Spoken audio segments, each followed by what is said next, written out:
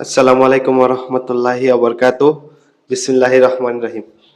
আজকে যে বিষয়টা নিয়ে আমি কথা বলবো বিষয়টা হলো আল্লাহর নবী সাইয়েদনা হযরত মুসা আলাইহি ওয়াসাল্লাম যখন তাওরাত কিতাবের জন্য আল্লাহর নির্দেশে তুর পাহাড়ে যান, তখন মুসা আলাইহি ওয়াসাল্লাম বনী ইসরাইলকে বলে আসেন যে আমি ৩০ দিনের জন্য তুর পাহাড়ে যাচ্ছি তাওরাত কিতাব নিয়ে, তারপর ফিরবো।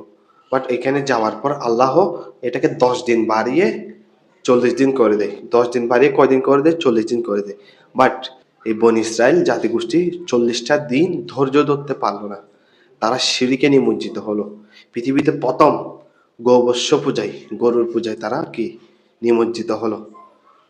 তখন হযরত মুসা আলাইহিস সালাম ৪০ দিন পর যখন ফিরে এলেন, তার জাতিকে দেখে, তার জাতিগোষ্ঠীকে দেখে আল্লাহর নবী সাইয়েদনা হযরত মুসা আলাইহিস সালাম অনেক কষ্ট পেয়েছেন। তিনি এসে হযরত হারুন আলাইহি ওয়াসাল্লামকে ধরলেন। মুসা আলাইহি ওয়াসাল্লাম হযরত হারুন আলাইহি ওয়াসাল্লামের কাছে এসে বলে যে, প্রিয় প্রিয় ভাই, আমি তোমাকে দায়িত্ব দিয়ে গেছিলাম আমার জাতিগোষ্ঠী যেন শিরকের সাগরে না ভাসে, শিরকের মধ্যে নিমজ্জিত না হয়। এটা তুমি কি করলে? তখন হারুন আলাইহি ওয়াসাল্লাম জবাব দিলেন, তারা আমার কথা শুনে নাই। তারা গোবৎস পূজায় নিমজ্জিত হলেন।